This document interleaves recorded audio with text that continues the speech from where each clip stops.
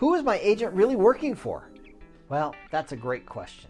In Hawaii, we have agency laws that dictate who represents who when it comes to a real estate transaction. Realtors can work for the buyer as a buyer's agent. They can work for the sellers as a seller's agent, or they can act as a dual agent and represent both the buyers and the sellers. Now, some of the confusion comes when people think of their agent as representing them. But really, it comes down to the brokerage, and the brokerage represents the buyer, and the brokerage represents the seller. So I might be representing Joe, and Michelle might be representing Sue, but if we both work for the same brokerage, then it's dual agency, and that's sometimes where the confusion comes in. I'm working with Joe, really trying to help him. Michelle's working with Sue, really trying to help her, and we're trying to sell the property to get to the common ground. However, when it comes to being dual agents, we really have to walk the fine line with representing both the buyer and the seller in the best way. We are not allowed to advance either side in a greater way than the other.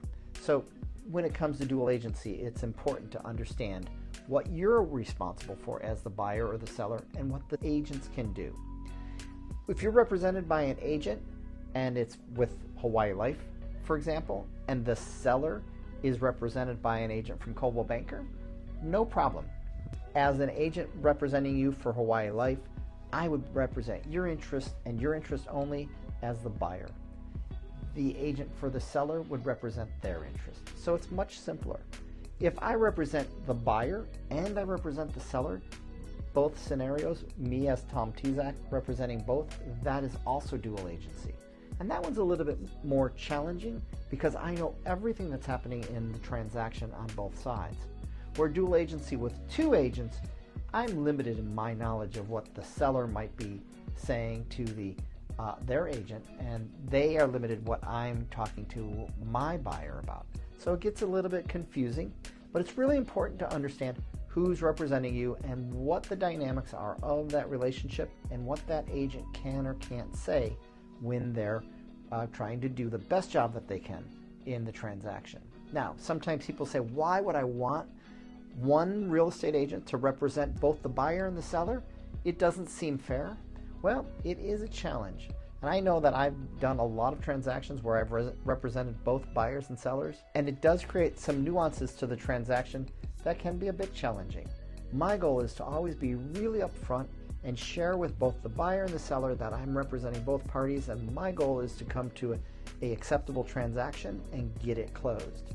The benefit to being representing both a buyer and a seller is that when I do that, I understand the entire transaction and all the parts of the deal, and honestly, very often it tends to go much smoother as long as both parties are fully aware of what they're responsible for and what I can do and what I can't do for that matter. So I hope that helps you to understand agency in the state of Hawaii, and it's different in every state. Some states allow agencies, some states don't allow dual agency. It just really depends on what state you're in. So if you're coming from the mainland and you have a preconception of who's representing who, be sure to ask your agent. Who are you representing in this transaction? I know that very often I'll take a client out and show them 5 or 6 or 7 properties.